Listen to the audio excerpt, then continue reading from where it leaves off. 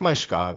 तो आज हम बात करने वाले हैं टेक्निकल एनालिसिस कोर्स के बारे में। ये कोर्स पर्टिकुलरली स्टूडेंट्स के लिए बनाया गया है जो लोग फाइनेंस इंडस्ट्री में आना चाहते हैं और फाइनेंस में अपना ग्रेजुएशन या पोस्ट ग्रेजुएशन करना चाहते हैं, तो उन लोगों के लिए कोर्स बनाया गया है। सो अगर आप सीएफए की प्रिपरेशन कर रहे हो या स्टॉक ब्रोकिंग इंडस्ट्री में या हेज फंड इंडस्ट्री में एंटर करने की प्लानिंग कर रहे हो, तो उसके लिए आपको टेक्निकल एनालिसिस की जान पहचान होना जरूरी है। बहुत सारे स्टूडेंट्स की रिक्वेस्ट आ रही थी कि आप टेक्निकल एनालिसिस कवर करिए क्योंकि हमारे सिलेबस में ये चीज है। तो इस कोर्स में हम टेक्निकल एनालिसिस को बहुत ही आसान भाषा में आपको समझाएंगे।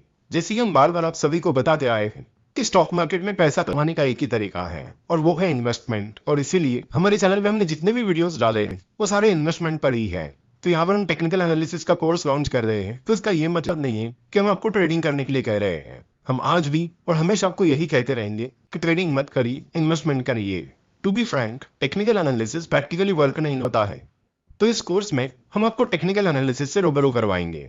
आपको वो सारी डिटेल्स हम आपको बताएंगे कि टेक्निकल एनालिसिस कैसे काम करता है, इसमें कौन से इंडिकेटर्स होते हैं, जापानीज कैंडलस्टिक चार्ट क्या होता है, टेक्निकल एनालिसिस प्रैक्टिकली वर्क क्यों नहीं होता है, ये भी हम आपको इस कोर्स में बताने वाले हैं। चलो तो देखते हैं कि इस कोर्स का कंटेंट क्या रहेगा। इस कोर्स में आपको टेक्निकल एनालिसिस के बेसिक्स के बारे में बताएंगे, उसके बाद हम टेक्निकल एनालिसिस की हिस्ट्री, उसके बाद हम जापानीज कैंडलस्टिक चार्ट से जुड़े टर्म्स के बारे में बात करेंगे, कैंडलस्टिक पैटर्न्स के बारे में बात करेंगे, साथ ही जो टेक्निकल इंडिकेटर्स होते हैं उनके बारे में भी बात करेंगे। हम RSI that is relative strength index, MACD that is moving average convergence divergence, इनके बारे में भी बात करेंगे और इनके जैसे और भी इंडिकेटर्स के बारे में हम इस कोर्स में बात करने वाले हैं। सो अगर आपको टेक्निकल एनालिसिस का कुछ भी नहीं आता है तो भी कोई बात नहीं, इस कोर्स में आपको टेक्निकल एनालिसिस बड़ी आसानी से समझ में आएगा। तो स्टेप बाय स्टेप हम इस कोर्स में आपको टेक्निकल एनालिसिस सिखा देंगे। इस कोर्स में टोटल 15 वीडियोस होंगी और हर वीडियो का ड्यूरेशन 6 से 7 मिनट का होगा। हम देखते हैं कि कुछ लोग टाइम पर बहुत ज्यादा फोकस करते हैं, तो आपको बता दूं कि हम जितने भी वीडियोस बनाते हैं उनमें हमारा फोकस ये रहता है कि कम से कम टाइम में ज्यादा से ज्यादा नॉलेज दिया जाए, और यही हमारी कोशिश रहती है। चाहे हमारे नॉर्मल वीडियोज हो या चाहे केस स्टडीज हो, सारे वीडियोस का ड्यूरेशन आपको यही मिलेगा। और कोर्स में भी यही चीज हमने कंटिन्यू की है कि कम से कम टाइम में ज्यादा से ज्यादा नॉलेज देना।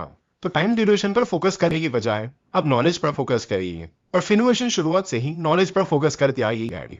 तो इस कोर्स के जरिए हमारी कोशिश यही है कि जिन लोगों को टेक्निकल एनालिसिस से रूबरू होना है, उसे समझना है, या फिर जिन स्टूडेंट्स को टेक्निकल एनालिसिस सीखना है ताकि उन्हें एग्जाम में या फिर उनके करियर में उसका बेनिफिट मिले, तो वो लोग और स्टूडेंट्स इस कोर्स को सब्सक्राइब कर सकते हैं।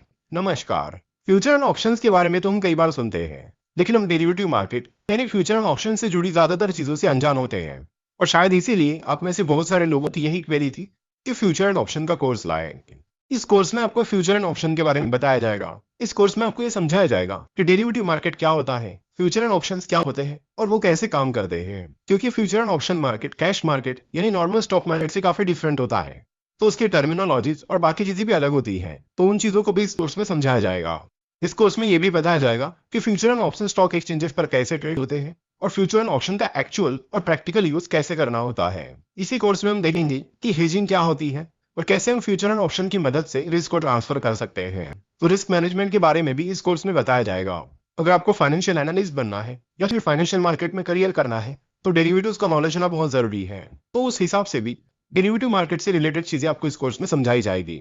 जनरली ये समझा जाता है कि फ्यूचर एंड ऑप्शन मार्केट बहुत डिफिकल्ट होता है, वो जल्दी समझ में नहीं आता। तो इस कोर्स को सब्सक्राइब करके फ्यूचर एंड ऑप्शन डिटेल में जरूर समझ लें।